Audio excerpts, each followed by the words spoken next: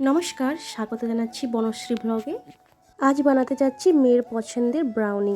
এই ব্রাউনিটা বানানোর কথা কিন্তু আজ ছিল না, অনেক দিন আগেই ছিল। যখন ওর বার্থডে আসছিল তখন কিন্তু এই ব্রাউনিটা বানিয়ে খাওয়ানোর কথাটা ছিল। কিন্তু এই ব্রাউনি বানানোর জন্য কিন্তু অনেক কিছুই ইনগ্রিডিয়েন্টস লেগে থাকে, আর যেগুলো আমার কাছে ছিল না।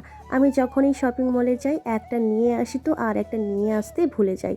তো তাই জন্য আমি গতকাল শপিং মলে গিয়ে সব কিছুই নিয়ে এসেছি। আর মেয়ে কিন্তু আজকে বলে গিয়েছে স্কুল থেকে এসে যেন সে তার চোখের সামনে ব্রাউনি দেখতে পায়। তাই জন্য ঝটপট করে লেগে পড়েছি ব্রাউনি বানানোর জন্য। 3টা এখানে ডিম দিয়েছি, তার মধ্যে আমি চিনিটা দিয়ে ভালো করে মিক্স করে নিয়েছি। এবার আমি দিয়ে দিলাম 1 সিপি ভ্যানিলা এসেন্স। আর এই যে এখানে নিয়ে নিয়েছি পরিমাণ মতন ময়দা, এর সাথে কিন্তু আমি এখন অ্যাড করব কোকো পাউডার। কোকো পাউডারটার পুরো প্যাকেটটাই কিন্তু আমি এখানে ইউজ করছি, আর সাথে দিয়ে দিয়েছি নুন। আর এইগুলোকে ভালো করে মিক্স করে নিয়েছি আমি এখন। এবার আমি এর মধ্যে দিয়ে দিচ্ছি পরিমাণ মতন তেল, আর ভালো করে মিক্স করে নেওয়ার পর এই শুকনো ইনগ্রিডিয়েন্টসটা আমি ভালো করে কম কম দিয়ে এটা কিন্তু আমি মিক্স করে নিচ্ছি।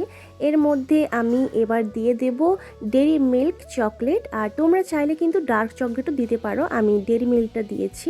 তো ভালো করে মিক্স করে নেওয়ার পর আমি কিন্তু এই টিনের মধ্যে এটাকে আমি দিয়ে দিয়েছি। এবার আমি মাইক্রোওভেনে দিয়ে দিয়েছিলাম 180 ডিগ্রি সেলসিয়াসতে 30 মিনিটের জন্য। আর এই যে দেখো 30 মিনিট পর কিন্তু এত সুন্দর একটা ব্রাউনি রেডি হয়ে গিয়েছে। খেতে কিন্তু ভীষণ টেস্টি হয়েছে, আমি একটু চেখে দেখেছিলাম। চলো দেখা হচ্ছে তোমাদের সাথে নেক্সট কোনো ভিডিওতে, ততক্ষণের জন্য টাটা।